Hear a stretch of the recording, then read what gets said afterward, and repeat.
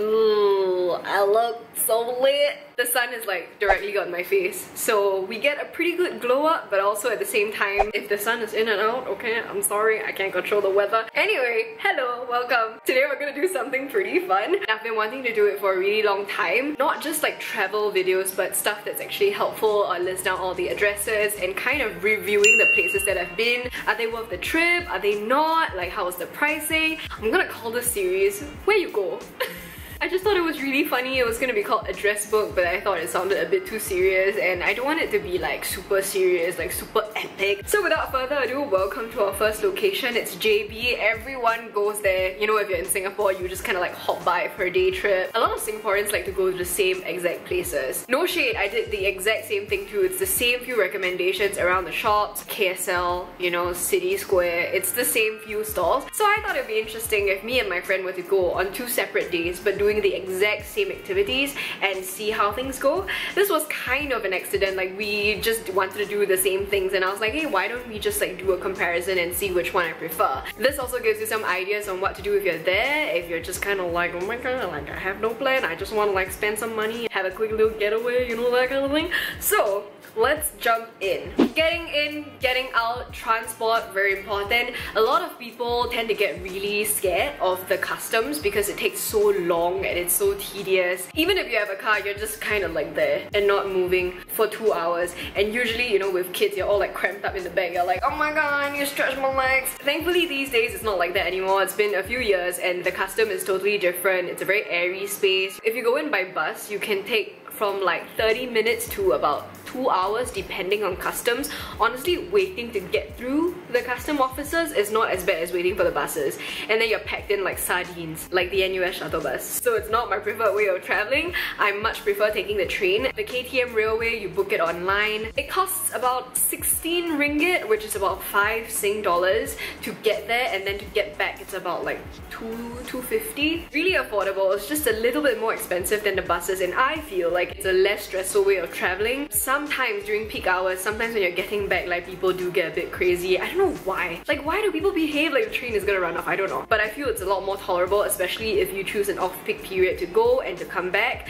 I like to pick like a 12:30 kind of time slot. There's another one that's 1:45, just in time for lunch. But there are a lot of like good breakfast options, a lot of like kopitiams and like places nearby that you can eat, and a lot of confectionaries, bakeries, etc. that you can visit earlier in the day. Once they sell out, they close, or they're only available for breakfast. So if you want to get to those places, you gotta go a bit earlier, and it doesn't really matter lah, to be honest. For me, it's just like I mean 9 hours in JB is like enough because you're like non-stop eating, traveling, doing stuff. And then getting around JB is kind of easy as well. You can take cabs, they're just kind of there, or there are plenty of Grab drivers. I use my own Grab app, I just pay by cash, it's not a big deal. The prices usually range from 5 to 10 ringgit unless you're traveling like further out, but usually around the area it's very, very affordable. The cabs also range from that amount. Sometimes it can be cheaper, sometimes it can be a little bit more expensive. To me, it honestly doesn't matter. If a cab is right there, I'll take it. I do ask if it's like a metered or we agree on a fare beforehand, because you don't want to be in a situation where they drive you there and then they're like 50 ringgit, you know, that kind of thing. It's very rare lah, I don't think it happens, but just in case. And for Grabs, I've never been in any trouble at all. It's fine. They're not as talkative as Singaporean drivers. It might not seem that as polite or as friendly. I mean, it's up to your preference, like do you want to talk to your drivers, but honestly, they're fine. Like, no one has made me uncomfortable. They've done their job. So our daily itinerary, the things that we decided to do are this: go in, get lunch, get your nails done, get your massage done, go to a thrift store, have dinner, and then like tapao stuff to go back. We did like meander a little bit here and there, and to be fair, the first trip that we did was right before Chinese New Year, so there were a lot of queues, there was a lot of crowds. It's definitely a different experience from going in the second time, and it was also the first time I've been there in a while, so it took a bit of time to just kind of get used to the place. But let's compare and let's review the footage. It was meant to be a vlog, so if you see that I'm talking like a vlog, then that's what it is, you know, but I've changed the format lah, okay? So let's start off with food, lunch, brunch, whatever you want to call it. There are a lot of places you can get really, really good food at in JB for a fraction of the price. You can go to a mall and you can eat stuff that's either like no longer available in Singapore. Now we have it lah, but Gongcha at a period of time, the J Co Froyo, oh my god, I love that shit, but they don't have have it in Singapore anymore. Or you can also get stuff that's already available in Singapore, like Nando's or Din Tai Fung or whatever else, but it's a little bit cheaper, like Auntie Anne's for example. Oh my god, I always eat Auntie Anne's, so that is like really nice. Or if you're a savvy explorer, you would do this thing where you go on like top places to visit in JB on Google, and chances are you'll find the same few brunch spots, you'll find the same few restaurants that come highly recommended. The thing is with Singaporeans is that once you ask them for recommendations, they give you recommendations that other people give, and because Singapore is so small, everyone just gives the same recommendations, whether or not it's actually like better than the rest of the stuff around the place. So we decided to kind of look at the places. There is one particular spot that's about 10 minutes away from City Square, which is right where the customs are. It's a whole row of shop houses, you know, Hiap Joo Bakery is there, they have really amazing banana cake. By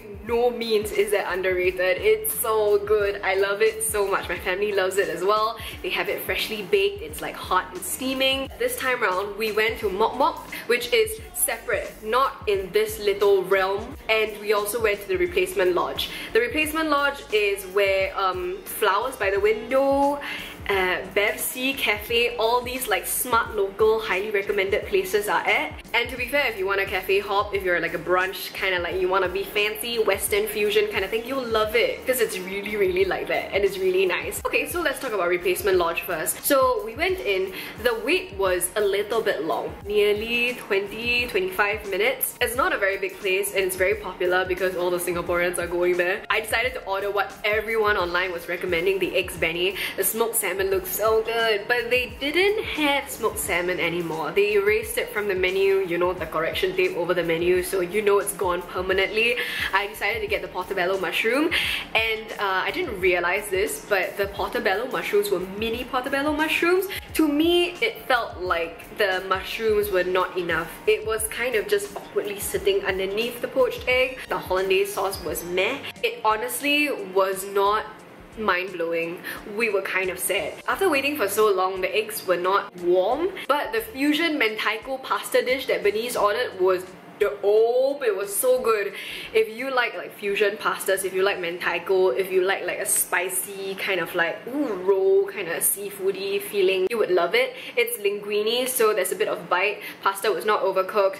Ooh, very nice, very yummy. If you don't like wet pasta, maybe you don't like it, but if you like those kind of like wetter Hokkien mee, like, you'll freaking love it. And I got the yuzu summer, which was a really nice drink, and she got the berry one. If you like berries, you'll like it, but I don't like berries. I like citrusy stuff, so that was it. For sides, we got the tomato soup with grilled cheese, and I would say the grilled cheese was nothing much, but the tomato soup was kind of nice. It was very creamy, very light. I would recommend it. I like the atmosphere. It is a little bit dark towards the end, as you can tell from the footage, but I would recommend it if you've never been, because it's just a nice place. And I think for brunch pricing, especially when you compare it to like Singaporean cafes, it's definitely like worth a shot if you want to try it. And I really did like the pasta, so that's the Replacement Lodge. The other location that we had lunch was called Mok Mok, and this was super highly recommended by everybody and their mom. It's in another location completely. It's not like walkable distance from that like cafe brunchy kind of area. I actually really liked it. I had like the beef tongue rice bowl.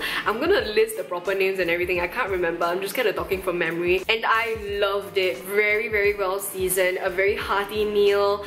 Oh damn, it's really good. Even the grilled chicken that Bernice ordered was dope. We didn't have to wait for a seat at all. We just kind of sat by the window. It was a very nice decor. If I had to pick, I think I would prefer the Mok Mok kind of setup because it's just much more airy, much more glass. Both of the service in the restaurants are pretty great, so I'm not comparing them. But I feel like, oh my god, the food at Mok Mok is definitely better. And I guess that's why so many people recommend it. And if I'm not wrong, they actually have another cafe called Bloom. I don't know how it is, but if anyone's ever been there, you want to like voice off, give your opinion in the comments, like let me know. I would love to know if it's worth like going there. So yeah. For dinner, funny enough, the first time we went, because of the mad rush, because of the waiting for the nails, checking out the different places, we were running late for the train and we knew that we couldn't have dinner, so I just like tap out KFC. And I cannot give you a very fair assessment of the KFC because I only ate it when I came back home and it was already cold and I had to microwave it. It's just not a great situation. So I'm sorry, I have nothing to compare in terms of dinner. But on the second trip, like, we were a little bit rushed for time, but we still managed to get some food at Din Tai Fung. Din Tai Fung? Din Tai Fung? Oh. I'm just gonna say Din Tai Fung because I might be wrong, you know, with the ing, but let's just you know. We got noodles, we got some dim sum, nothing big. It was just a very casual meal between two people. If you've got more people there, then obviously you can order more, you can like ball out a little bit. But it was a very simple meal and the noodles were dope. And I don't know the exact price difference between like Singapore's Din Tai Fung and Malaysia's Din Tai Fung, but I know that objectively like the JB one is more affordable lah. Plus it's at City Square, which is really easy because you can literally just walk to the train station and you don't have to like travel again. So for me, I feel like we had a really lovely dinner at Din Tai Fung. It's nothing special, you can also get it in Singapore, but when it's more affordable, when it's just kind of there, like why not? Next thing we did on both days, we're gonna do nails, okay? So the first time we went, oh, goddamn, it was a trip. Drama ensued. God, it's like life really wants me to give you a bunch of story times. So the first time we went, we were looking around at places like Holiday Plaza and KSL City, which were kind of opposite each other. You can just walk. I knew that KSL had a bunch of like nail salons, but from what I saw online, apparently Holiday Plaza has better ones and for more affordable. But a lot of the good places, especially because it was right before Chinese New Year, a lot of them were like very full and you had to wait for a while. We left our numbers with someone that said it was gonna take like 2 hours, but they never called us, and I was like, why? I don't know why, but I always have a bad experience at KSL.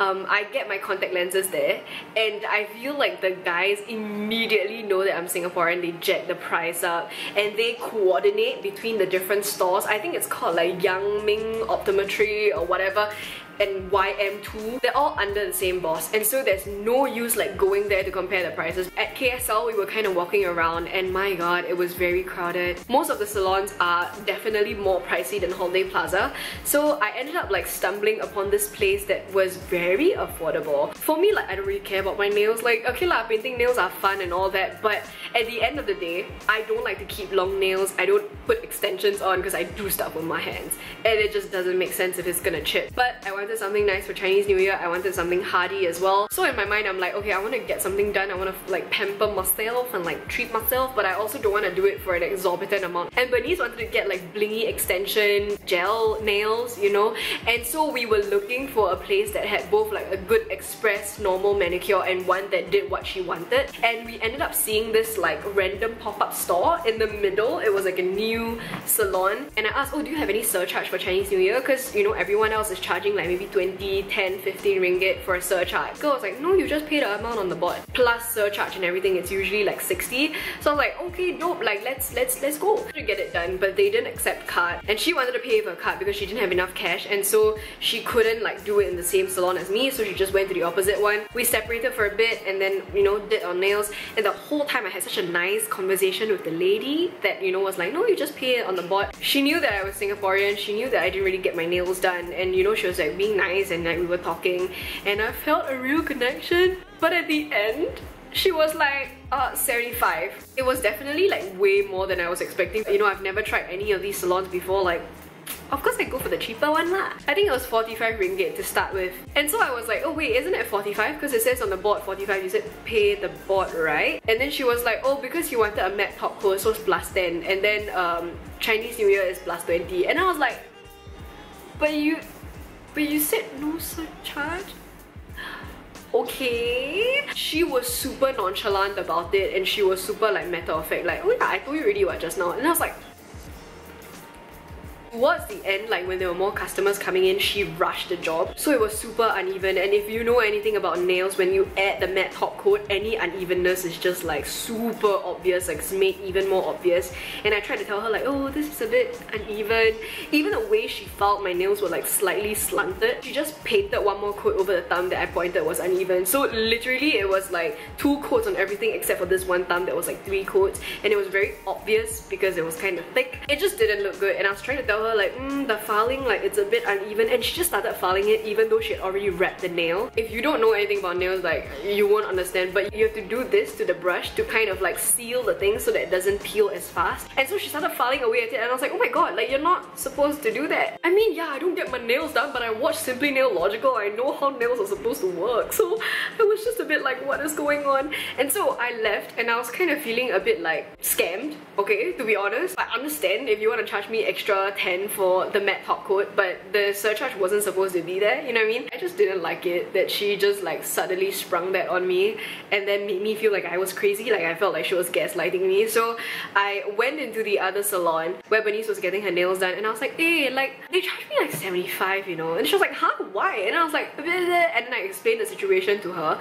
and then her manicurist was like, I knew it. And she was like, yeah, they're like super sketchy, you know, how can there be no surcharge? They're like trying to steal business from us. And you'll see that the place is nowhere as nice as the salon that Bernice was in. And the salon that Bernice was in was charging like 55, 65 maybe with surcharge, so it didn't make sense for me to pay so much more money for a shittier place. And so I was like, Bernice, like, can you come with me later? Like, can we go and speak to the person? And she was like, what do you want to do? And I was like, I want to ask for the money back lah, like what the hell?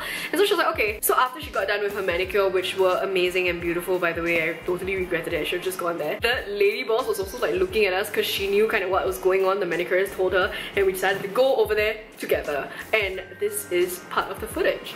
Something weird kind of happened and I don't really know how to deal with it because like usually in a moment I don't know how to deal with things.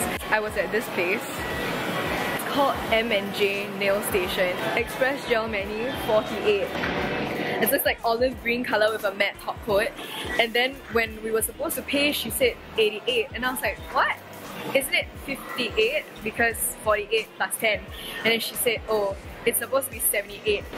And then I was like, what? And she was like, oh, the surcharge is included. And I was like, what? I just paid because I was like, I've already gotten it done. But now I'm thinking about it, I don't think it's very fair. And I checked with this one here and they charge cheaper, which doesn't make sense because this is a big ass salon and this is a small one. So, are we gonna confront? Is this gonna happen?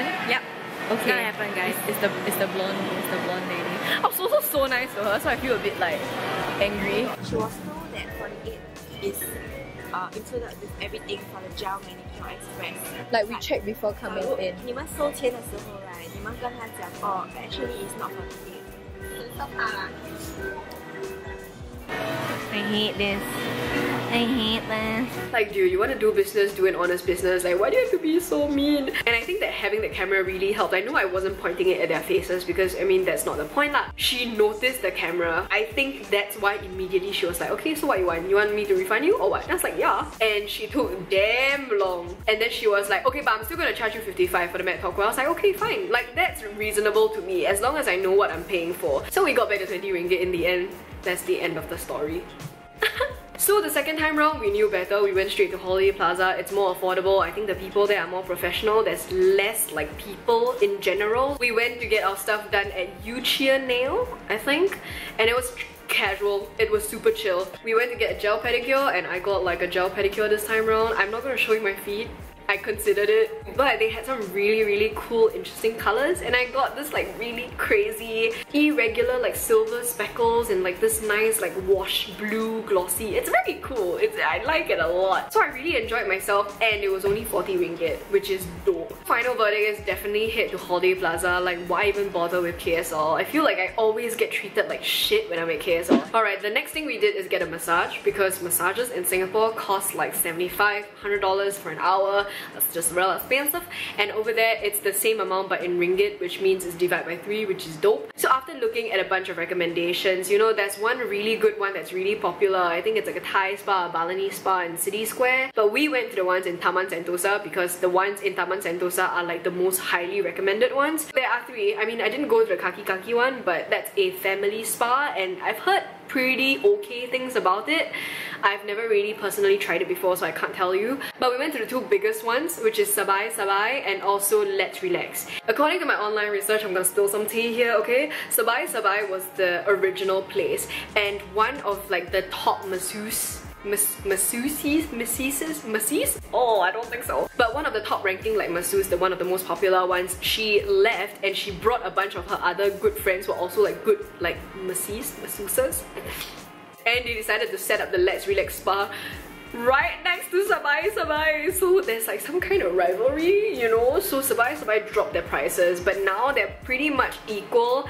And I went to Sabye Sabye on the first one because I was like, I want to try the OG one, like blah, you know, like see what's up. So we went to Sabye Sabye and I think I just have shit luck at massages. People were nice, but the place is a little bit more old. It's very rundown, but it's also very affordable. But affordability doesn't really matter because Let's Relax is like the same price. I got a masseuse that was very experienced. She had like really good techniques and everything, but she kept burping.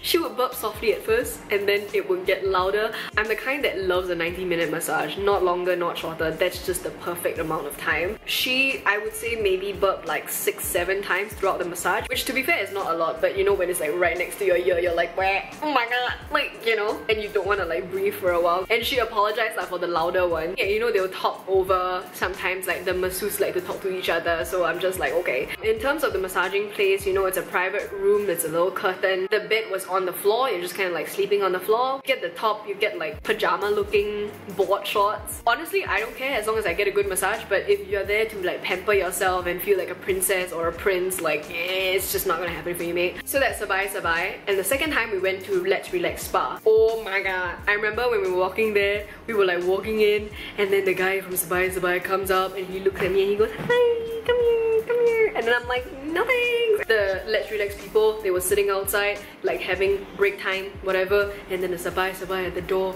and I was like, tension, let's just go in. Immediately you can tell that the place is newer, the place is like prettier, and I mean the uncles were like super nice lah, they were like friendly, they were not creepy, and we just told them what we wanted, which is like a full body massage for 90 minutes. And the thing for me is that I love head massages, like I love them. Like it's so nice when someone like sayangs your head, right? So I'm just like, okay, I want more head massage. I usually don't tell them like what I want because I want them to do their full routine because that's the one that they're best at. But you know, this time around I just told my masseuse, which was a Thai lady, the Sabye Sabye one was also a Thai lady, and I was like, yeah, more head massage. There are two different types of massages, two different types of like masseuse techniques, right? There's a type of massage that's just like, you know, meant to relax you. It's like very systematic. They work from your legs, they go up, they like really massage you, but it doesn't really hurt. You know, they will try and press out the stuff, but they won't really focus on it.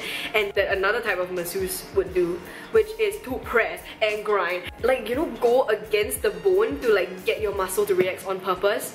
And the thing is, for me, it really freaking hurts. It really hurts. Like, you're not gonna get these traps down, dude. Like, I've had like a stiff shoulder, stiff back for, I want to say more than 10 years now. It's not gonna go down, but thank you for trying. And she would get up on a pole and she would like step and she would like grind and the elbow. And the first 20 minutes I was like, yes, pain is good, like I'm gonna sleep like a baby after this, great. But then it started to get a bit too painful because she kept going at it.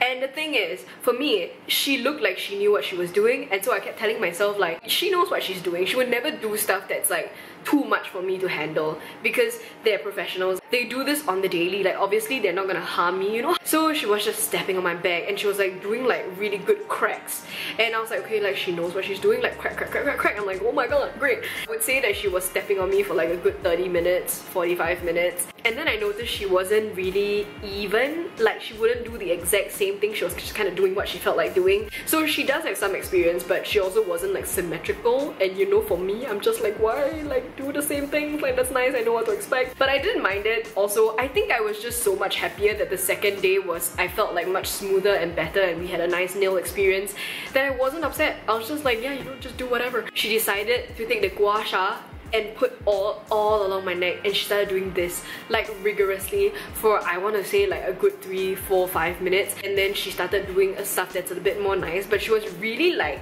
aerobic. She was like twisting me around. She made me do that like twisty thing twice, and I was like, whoa. Woo. And it was an actual bed, you know, it was a pretty big bed, so you can just like rest your hands there, and it was elevated off the ground. So after that I came out, they served us like barley and ginger tea, and the ginger tea was very gao, which was very great. She kind of hung there for a while. The Sabye Sabye lady didn't really do that, so I tipped her. And then after that we went down and we were like getting all our stuff. For Let's Relax you gotta pay beforehand, for Sabye you pay after. So you know, after that we just came down and we were like getting ready to leave, and I was just kind of like looking at the menu. I want to see like what else I want to do the next time I'm there. They have like packages and stuff. And then the uncle was like, eh, what happened to your neck? And then I was like, what happened to my neck? Look at it. And then after that she was like, oh my god, it was completely, it looked like a whale had given me a hickey. I'm not kidding, it was this entire, I'm sure I have footage of it. It was the place that she did all the gua sha. And the thing is, she didn't do the gua sha thing on this side as well. So I was like, oh my god, what is happening? Immediately I could tell that the uncle regretted telling me that. He was like, like she probably thinks that you just have a bit of feng, like you know, she wanted to like help you get rid of it. It'll go away in like 3 days. Like he really tried to make it not a big deal. And honestly, like I don't hold that against him. I think she was just a bit like crazy, like a bit hardcore. She was literally like bouncing on me like freaking Spider-Man. Like she was doing squats on the bed with me in between her legs. Why was I so okay with it? I think I was just like zen, like a zen master at that point. I was walking out and she was like, babe, your back, right? It looks like there are 2 prints like this on your back. And then I was like, she stepped on me for like 40 minutes, you know?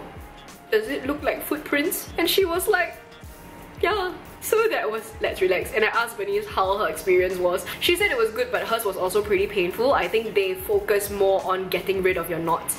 Maybe it's stuff that other people have requested on purpose, you know, that kind of thing. It honestly depends on you. I think the next time we go, we're probably gonna choose a different place as well. And finally, the last activity that I don't know if many people do, but I was personally the most excited about, which is thrift shopping. So we went to 2 places, oh actually 3 places that were thrift stores, popular thrift stores. So 2 of them were under Big Bundle. There's one King Big Bundle, which I think is the main like bigger outlet store, and then there was one right opposite City Square, so we went to that Big Bundle as well. We also stumbled upon another kind of vintage thrift store that was right opposite the replacement lodge. I have some footage, thankfully. Whether it's really a thrift store or not.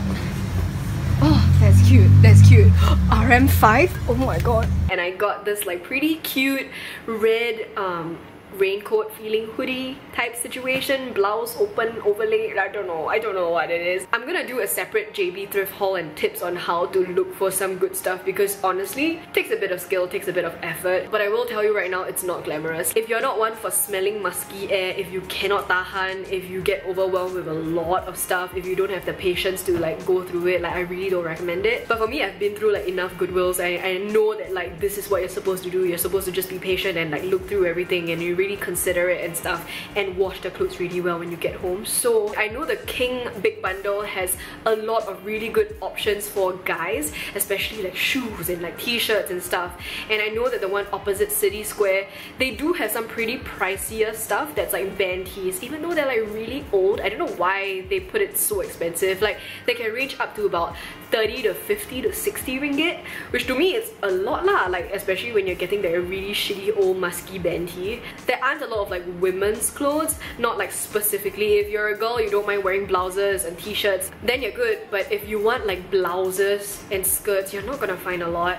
I would say if you want to look for like work tops and like, you know, female like tailored trousers, you definitely want to go to the King one, and I will list all of the addresses down below. The King outlet was about 10 ringgit from us to get from like the Hiap Joo Bakery side. There are 2 like big outlets, so they're just like kind of separated by a small road, so you want to check out both. And then that was just it. The place that's near the Hiap Joo Bakery kind of section is very curated, it's very beautiful, and it's also a little bit pricey, but I still think it's worth the visit. There's no musky smell, it's pretty, it's nice, it's chill. It's a lot of like vintage plus vintage inspired stuff, so if you're into that, then you can check it out, because I thought it was a really great find, and I was like, wow, like can't believe we just like stumbled upon this.